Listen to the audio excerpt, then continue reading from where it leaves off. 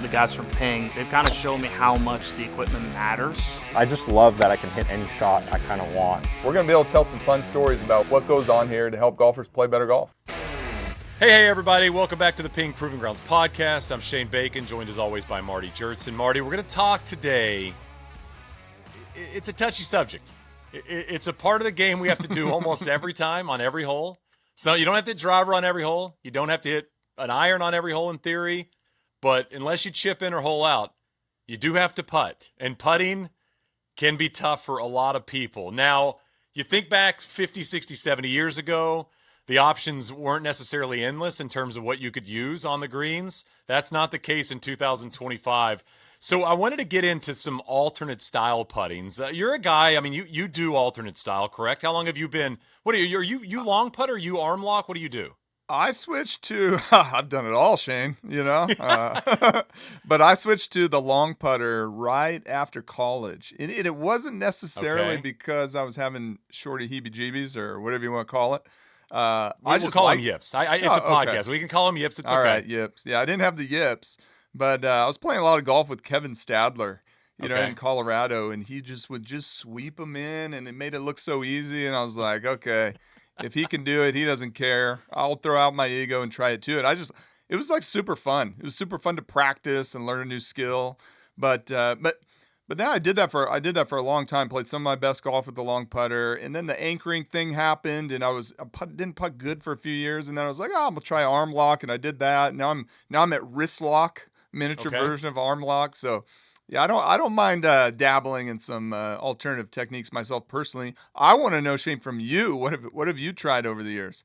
You know what? I don't tinker a lot in length. I've done counterbalance. I kind of dabbled in that world for a bit. I sent a panic email a couple of months ago to the Ping team about a different style putter after a not so great run of tournament golf where I was missing a lot of putts. That my thing wasn't I wasn't missing the shorties. I just wasn't making anything. It was like nothing from 10, 12 feet, probably a little bit more mental than everything. I'm sure that's most of the time where we go when we get into this space. But, you know, I lean heavily, and I've leaned heavily in the mallet world myself. And for me, kind of going answer to mallet back and forth has always kind of been in the style for me. I will say about my putter room, if you will, is I do like to switch a decent amount just because I do like a different look. I think that's something that I've noticed works well with me. Even if I've got kind of my baby that I like the most, seeing something a little different than going back to it almost brings it back to life. There's some great research on this. So Joan Vickers, who's a sports psychologist here at ASU, she's done a lot of work with the ASU golf team and P and Lynn and some research there. She did a lot of studies on the yips, and so she did a study that indicated, you never want to say with a study it firmly concluded, but it indicated that switching putters would have a very good acute effect on your putting performance. We actually captured a bunch of data, just observational data with stack putting. It's kind of gamified way to practice your putting. And so people are very focused, playing 18 holes, collecting all this very granular data. And they go in there, and when they switch putters, their putting performance improved by like 0.5 strokes gained per round. And that wasn't like just one 18-hole simulated round. It was over the first 5 rounds, they improved by like half a shot. And then their second rounds 6 through 10, they improved by like 0.6 shot strokes gained. So there is something to, like, it's kind of validating when your putter kind of gets a little cold. I'm a big fan. Like, the data kind of suggests go ahead and have permission to switch.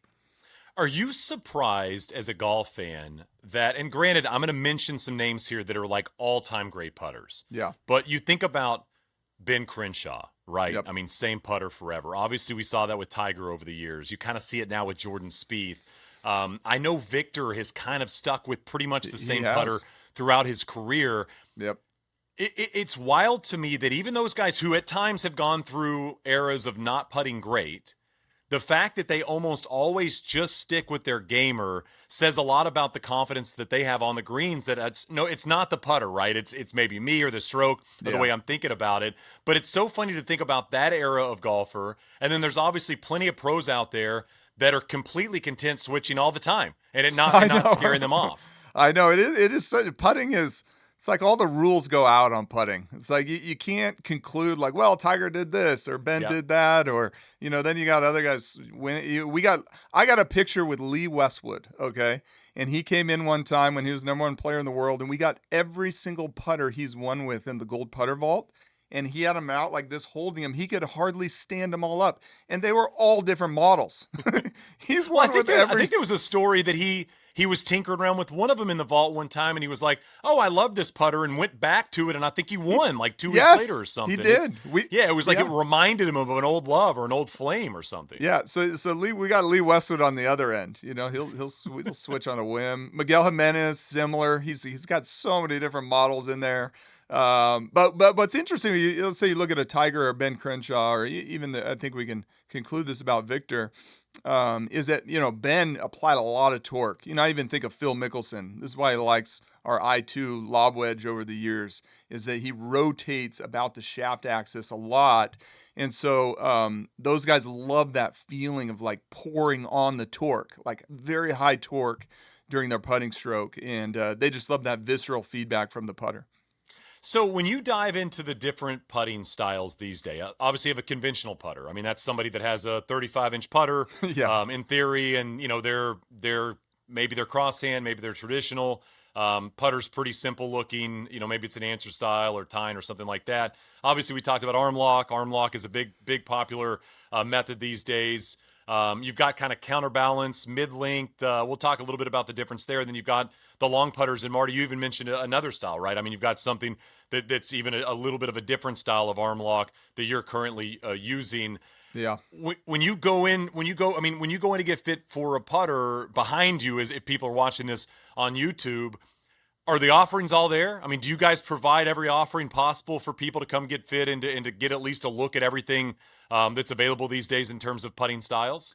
Yeah, I mean, Pink's got a long history. Our founder, Karsten, used a long putter. The old B90 and some of those putters back in the day that you saw a lot of the old timers, the Rocco Mediates winning with, and Sam Torrance and all that, chin anchoring long putters. So it's right in our DNA of this alternative style putting. And I think Karsten kind of helped bring the broomstick or the long style putter out there. Again, being a good engineer, he solved a problem for himself and pass it along to the golf marketplace. So yeah, we do have some great options. I mean, we're just bringing out our Oslo putter. We're bringing out a long putter version of that.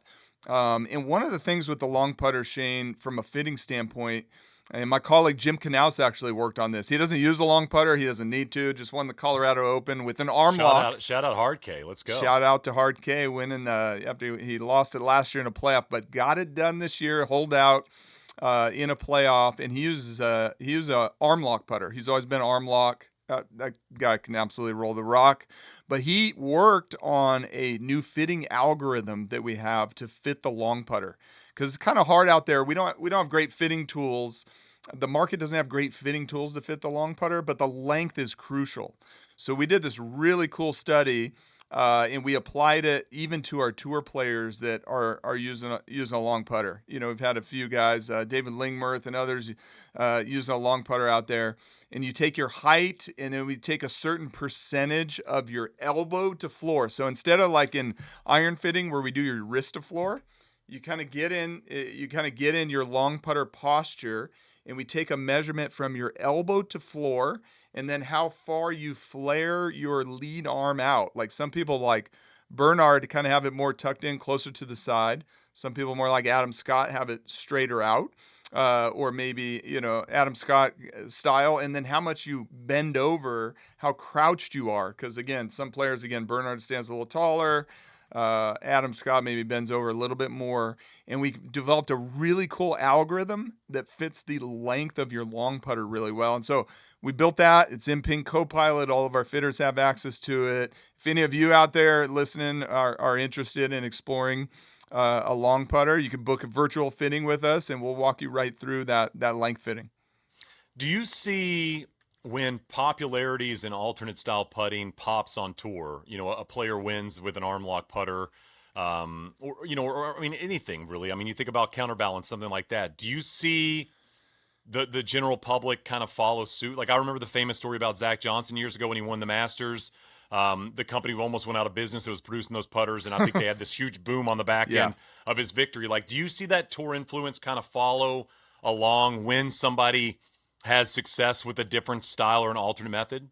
Yeah, no, definitely. I mean, I think that what it does, I think, Shane, is it gives the everyday golfer a little bit of permission and drop the ego a little bit to Yeah, try something it's different. huge. Right? It's a really big deal. I mean, the percentage of tour players using a long putter now is maybe at an all-time high. We just ran the Okay. numbers a couple of weeks ago. Jim Knaus did this, Hard K. And the percentage, this is a shocking stat to me. I had to triple check the data. The percentage of PGA Tour players using a long putter is actually bigger than the percentage of the Champions Tour players using Wow. a long putter. I didn't think in my lifetime I would ever That is see that. wild. But the percentage is really high. Again, kind of the ego attachment of a long putter is gone, or any alternative style. Shane, my 8-year-old played in Junior World this year, and they have this really big putting contest at Torrey Pines. And the amount of junior golfers using a mid-length or claw or cross-handed or arm lock, and all of them playing mallets. You know, the answer style or answer archetype was a rare to find on that putting Wow. green. So I think you're going to continue to see just such a broad mix of these different styles, whether it's mid-length, arm lock, broomstick. I mean, you know, the one that hasn't exploded, I thought it would be side saddle, but that's still pretty niche. Yeah. Shout out Bryson, who was trying to bring it back. That's for sure. When he turned pro, I remember a very interesting conversation that he had with our team back in the Fox days about how that was the answer to putting when he turned pro and played in the Shark Shootout that year. Of course, that did not last, by the way, for Bryson, but didn't he pan will out. tinker. Yep, exactly. So Can you run us through the difference in counterbalance and mid-length? Because I think that can get a little bit confusing for people. that's a great one, because I think right now, kind of adding the counterbalance, it was kind of not a flash in the pan, but people tried it, and then it went away, and it's kind of been replaced with mid-length. So I think Victor's a really great example of this, where he plays our mid-length putter, but he doesn't have an added 50-gram weight under the grip. Okay, so that 50-gram weight, I think if we think about the biomechanics of putting, Shane, a lot of what we do in fitting the putter, or somebody really matching up and marrying a putter to their stroke, is how much are they going to rotate the putter about the shaft axis. So that's, let's say you're listening to this. If you had like a GoPro camera and you're going to attach it, looking right down the shaft, how much is the face going to rotate open? So that's how we kind of fit to the feel and resistance and amount of torque somebody puts about the shaft. Well, the counterbalance is really looking at that from the face-on view of the player, basically. How much are they going to apply torque to rotate the putter? So let's say you didn't kind of linearly move your hands at all, translate them towards the target and away from the target. And maybe you can think of like Isao Aoki. He was like the ultimate example. Like he just twisted his hands right at the middle. He would be an Isao Aoki type of putter, would be one that's super sensitive to the moment of inertia or the head weight of the putter, right? And if you made the putter heavier right in the middle, right where his hands are, it wouldn't really affect him, because he wouldn't sense it the way he's applying the forces and torques to move the putter. But if somebody moves the putter more linear, they would be really sensitive to adding weight or a counterbalance. And I think the golf market kind of experimented with that. Like, let me add 50 grams, it'll stabilize it. But all it really did, it moves the center of gravity of the putter closer to your hands, and it just made the putter overall heavier. And what people realized, which our research has suggested on this, is their speed control wasn't quite as good. So your lag putting isn't quite as good. So why mid-length has kind of come into play is it does a little bit of the counterbalancing, right? You get a little bit of the counterbalancing just from the natural mass of the shaft and the longer grip up there. But it doesn't increase the overall weight in such a way that you lose that ability to apply the torque in plane and rotate the putter from a face-on view to control your speed and your pace. So that's a little bit of the science and the biomechanics behind it, and why I think the golf marketplace and a lot of the tour players and the victors out there have really enjoyed this mid-length. Gives them a little extra weight. The other reason, and you see this with folks, I've certainly observed this on a lot of arm lock, and we'll talk about that. Is Victor and some of these players, they will grip it not as far down on longer putts and help add a little bit more power, and it helps their pace and their speed, which can be challenging with some of these alternative style techniques. Well, you mentioned arm lock. I mean, I'd like to dive into it. I mean, as you mentioned, something you kind of leaned into. Very popular. We've seen different iterations now. It almost feels like the old claw days, right? Where the first time was the claw, and then we saw the claw under, and then we saw all different types of iterations of the claw. Yeah, the pencil claw. You know, I mean, it's definitely taken a life of its own. Feels like arm lock's much of the same. What type of player would benefit from an arm lock putter?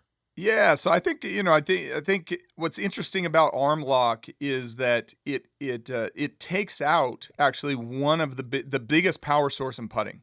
So the biggest power source in putting and chipping is kind of your in-plane wrist movement. Again, that Isao Aoki movement, and it kind of forces you to power it a little bit less with the rotation of the putter about the hands, and more with your shoulders moving, or your abdominals are kind of what's powering the stroke. So it can calm down some of the powering that would happen through the wrist and move the powering mechanism into your shoulders and your abdominals, your rocking motion, right? And so it's a great way to kind of force that to happen, or to cheat it. And you can some of the most successful times I've had with arm locking is I will apply a massive amount of torque, like in my wrist, my lead wrist, max it out, like white knuckle pressure. And then you can get in there and you just rotate through your abdominals and shoulders to power the stroke. So it's a way to totally rewire your brain into powering your stroke through different muscle activation. Now, what's the downside of that? The downside of that is, because you're taking out the most powerful power source in putting, is that your lag putting and your long putting can kind of struggle. And this is where it's pretty interesting. Kuchar's probably been doing it the longest and probably the best out there on tour. And once he gets to like 25, 30 feet, Shane, he's not wrist locking that thing at all, arm locking it at all. You'll see pictures of him, and it totally comes off. He uses it more like a mid-length putter.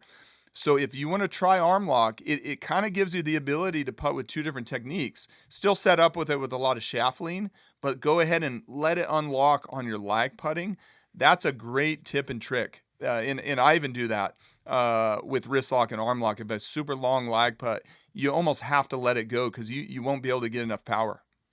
You mentioned Kuchar, and I think this is a question I think a lot of people that are listening might have is, we've mentioned, 5, 6 different iterations of an alternate style putting. We're not pro golfers. You don't have tour reps, at the putting green. You don't have all day, every day to work on it with different putters. How do you know, or how do you determine which of these is best for you? And when do you start to take that step? Is this I'm missing a lot of putts, I'm losing a lot of strokes on the golf course in terms of the way I'm getting the ball in the hole, I should try some different things? Is this something people should just maybe take a look at to see if there's a method that works better for them? Like, how do you grasp all of these options and basically kind of find the answer to what you're looking for on the greens? Yeah, I mean, I think if you want to do a wrist lock, arm lock, or mid-length counterbalance option, I think it's really maybe you're short putting, like the 4, or maybe you do need a totally kind of brain rewiring, and you are having the heebie-jeebies or the yips from very short range. But let's say that's not necessarily your issue. It's just you need to make more putts from like that 4 to 12 feet. That are those putts that are very important from a strokes gained putting standpoint.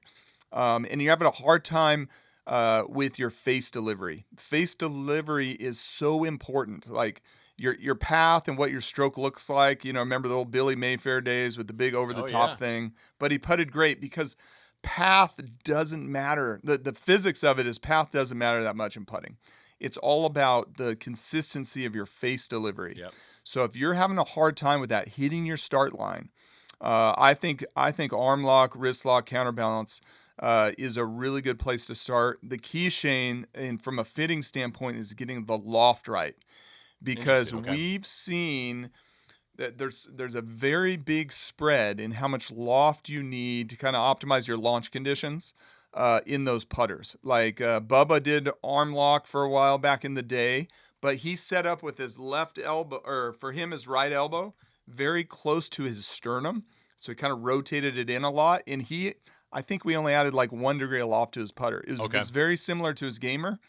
Or you can have folks like I Kuchar again that lean the shaft a ton, and he's got a ton of loft. So it's very important.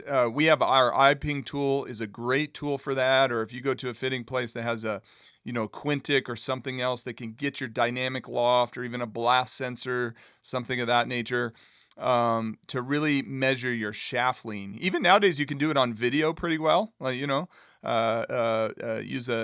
iPhone video on your camera, slow-mo mode. If you schedule virtual fitting with us and you take a slow-mo video, we can do a really good job of measuring your shaft lean with a video.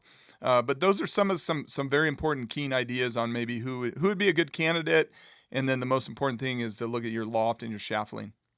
Marty, an important question, and I think it's something I should ask as kind of a golf person. I mean, over the last, year and a half, you're seeing these torque putters kind of blow up, professionally. Yes. You're seeing a lot of players jump into that world, and we've seen them be successful in the golf space. What's kind of Ping's thought process behind this popularity, if you will, of torque putters, and do you see that avenue being kind of ventured down at some point? Yeah, it's a great question. It's a great question, Shane. I mean, I think, our stroke type fitting and methodology and framework is really fitting for how much torque you want to have in your stroke, right? Okay. So, putter torque, when you hear that word, what is the topic? What is the concept? I did a very fun podcast with Dr. Eric Hendrickson. We deep dived this entire thing. But really what it is how much for you do you want that feel of resistance, of twisting the putter about the shaft axis.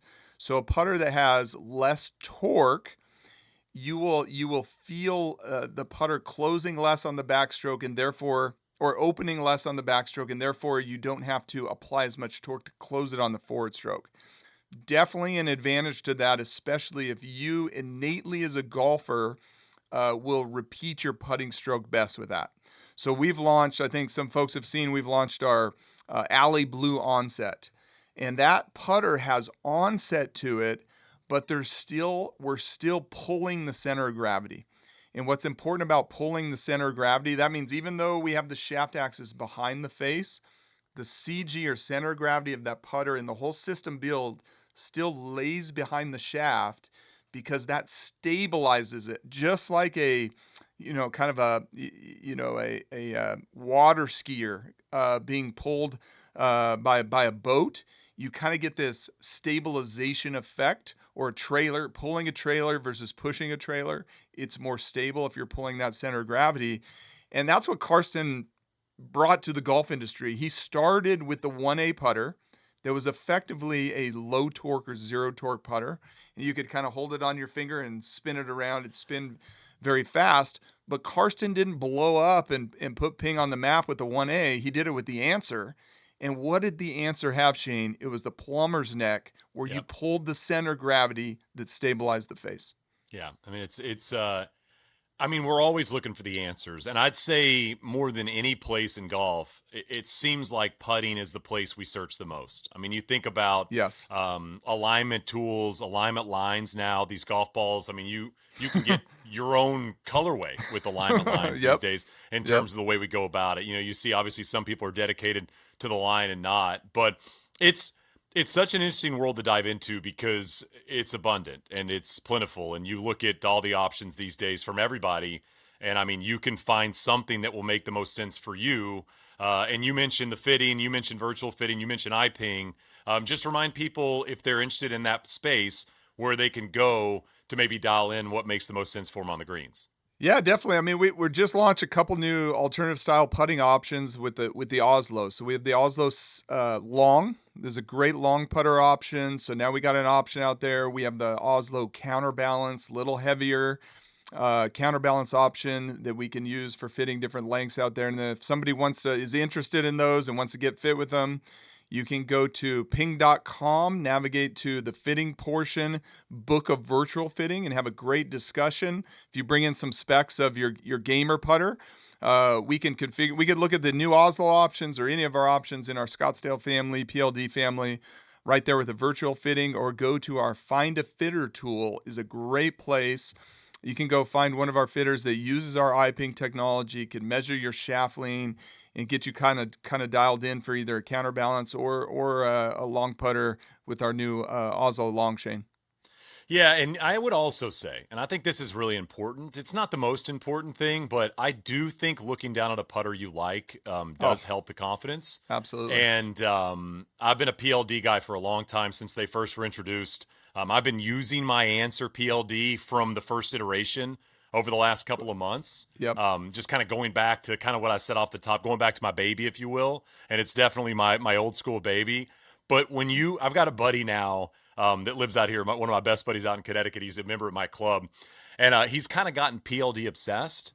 And he might have 4 or 5 now, like different finishes and stuff. But every time I play with him, I'm just like floored by how beautiful the putter is. And if you want to go down that world, if you want to go down that road, having a pretty putter, having something you like looking down at, man, it makes a world of difference in terms of your confidence, even if you don't feel the best on the greens. Yeah, no, your putter needs to inspire you, Yeah. and that's our goal with PLD. That's a good point. Is you want to look down and be inspired. And every single 1/1000th of an inch is so meticulously milled.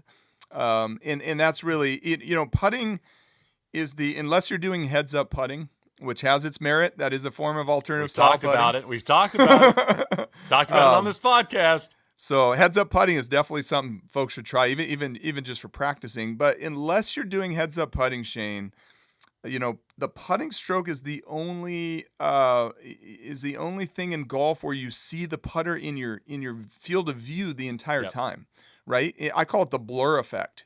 And a putter kind of has to blur something that's to your liking as well.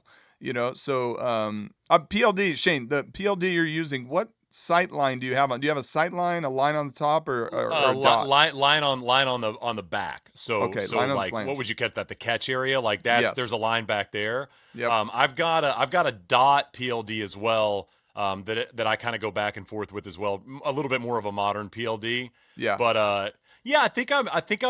I don't line the ball up, but I do like having the line on the putter because I for whatever reason if I do line it doesn't match up. Yep. But if I do line kind of clean ball or just logo ball, it makes the world of difference for me. We're doing a lot of very fun research on that topic. There's a great video out there, Neil Shipley talking about, he's got 2 PLDs, 2 answers, one with a dot and one not, and he calls his dot one the dotty. And we're doing some very interesting things in that space of studying the eyes, where you're looking when you're putting, and it's just a fun area. That's why I was curious to ask you, which PLD you were gaming right now. Yeah, let me know if you need somebody to come out and model the technology. I'd love to know if my eye line was correct or if I'm doing it the right way.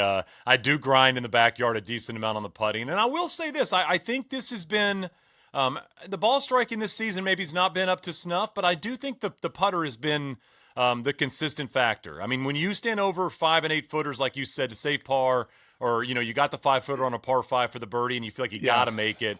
Rolling those with confidence, man, it changes the entire experience on the golf course. That distance is so crucial. I mean, Mark Brody's book really highlighted that when Luke Donald was the #1 player in the world, and his stats everywhere were kind of average, but he crushed everybody from like 6 to 9 feet. And really on the tour or any golf, those putts are so important from a strokes gain scoring standpoint, right? That strokes gain putting standpoint makes such a huge difference. So if you're going to spend time practicing your putting, spend it in that zone of 4 to 12 feet, because a lot of people bang in 3 footers and then they lag, and then you go on the course and you got that 8 or 12 footer. Yeah, I mean, you kind of going back as we wrap on some of the best putters in the world, it seemed like that was always their dominant area. You mentioned Luke Donald. Obviously, we mentioned Tiger earlier. I mean, in Tiger's prime, I mean, every 6-7 footer that mattered was right in the middle with Speed. Spieth was so good at that. Yes. From that 10 to 12 foot range in his prime. And I mean, there's so many players that can have a lot of confidence. And on the other side of things, players that don't have a lot of confidence, that's typically where they struggle, right? I mean, you see the best players in the world at times kind of struggle inside of that 6-foot range when the other ones are making all those. And I mean, they're round savers, they're round continuers, Yes. They're confidence builders, like all of the things we're looking for, because everybody in the world is going to spray it off the tee at times. You're going to miss screens. But when you have that confidence that I can make a putt if I hit a decent bunker shot or a decent chip shot, it does wonders for your golf game, even if you're not swinging at the best. Yep. Well, my advice, Shane, on alternative style is don't be afraid to try it. You know, all the stigma's gone. Everyone's putting all kinds of different ways. I think it's a very fun time.